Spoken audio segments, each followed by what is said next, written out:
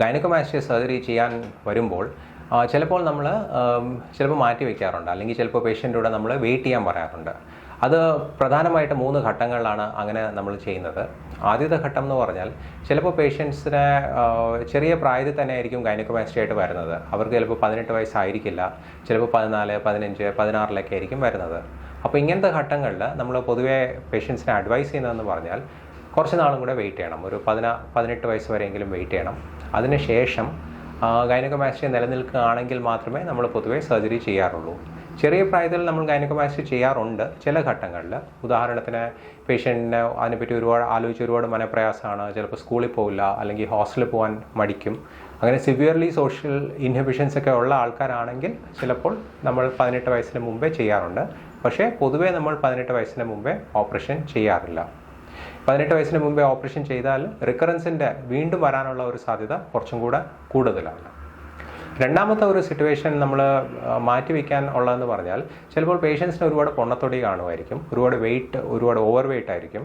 അപ്പോൾ ഇങ്ങനത്തെ ആൾക്കാരുടെ ചിലപ്പോൾ ഇവർ വെയിറ്റ് കുറയ്ക്കാൻ ചിലപ്പോൾ ഡയറ്റിംഗ് വഴിയായിരിക്കും ചെയ്യുക, ചിലപ്പോൾ അവർ ചില ഘട്ടങ്ങളിൽ സർജറി വഴിയായിരിക്കും, ബാരിയാട്രിക് സർജറി ചെയ്തിട്ട് ചിലപ്പോൾ വെയിറ്റ് ലോസ് ചെയ്യാൻ അവർ ചിലപ്പോൾ ഉദ്ദേശമുള്ള ആൾക്കാരായിരിക്കും. അപ്പോൾ ഇങ്ങനത്തെ മാസിവ് വെയിറ്റ് ലോസ് നമ്മൾ പ്രതീക്ഷിക്കുകയാണ്. നമ്മളൊരു 25-30 കിലോ വരെ കുറവ് വരാനുള്ള സാധ്യത ഉള്ള പേഷ്യൻസ് ആണെങ്കിൽ നമ്മൾ ഇങ്ങനത്തെ ഘട്ടങ്ങളിൽ നമ്മൾ തുടക്കത്തിൽ തന്നെ ഗൈനക്കോമാസ്റ്റിയ ചെയ്യാറില്ല. നമ്മൾ ആദ്യം വെയിറ്റ് ഒരു വർഷം വരെ സ്റ്റേബിൾ ആയതിനു ശേഷം മാത്രമേ നമ്മൾ ഈ ഗൈനക്കോമാസ്റ്റിയ നമ്മൾ അപ്രോച്ച് ചെയ്യാറുള്ളൂ. അപ്പോൾ ഇങ്ങനത്തെ ഘട്ടങ്ങളിൽ നമ്മളുടെ പേഷ്യൻസിൽ സ്കിന്നും കുറച്ച് കൂടുതലായിരിക്കും, തൊക്കും കൂടെ കൂടുതലായിരിക്കും.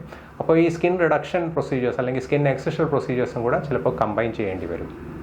മൂന്നാമത്തെ സിറ്റുവേഷൻ നമ്മൾ സർജറി മാറ്റിവെക്കാൻ എൻകറേജ് ചെയ്യുന്നതെന്ന് പറഞ്ഞാൽ ചിലപ്പോൾ പേഷ്യൻസ് ചിലപ്പോൾ വല്ല ടൊബാക്കോ പ്രോഡക്ട്സ് എടുക്കുന്നതായിരിക്കും, ചിലപ്പോൾ അവർ സിഗരറ്റ് യൂസ് ചെയ്യുന്നതായിരിക്കും, ചിലപ്പോൾ അല്ലാതെ ടൊബാക്കോ പ്രോഡക്ട്സ് യൂസ് ചെയ്യുന്ന ആൾക്കാരായിരിക്കും. അപ്പോൾ ഇങ്ങനത്തെ ഘട്ടങ്ങളിൽ നമ്മൾ പേഷ്യൻസിൻ്റെ കൂടെ ഒരു മിനിമം 1 മന്ത് എങ്കിലും കംപ്ലീറ്റ്ലി സ്റ്റോപ്പ് ചെയ്തതിന് ശേഷമായിരിക്കും നമ്മൾ സർജറി ചെയ്യുന്നത്.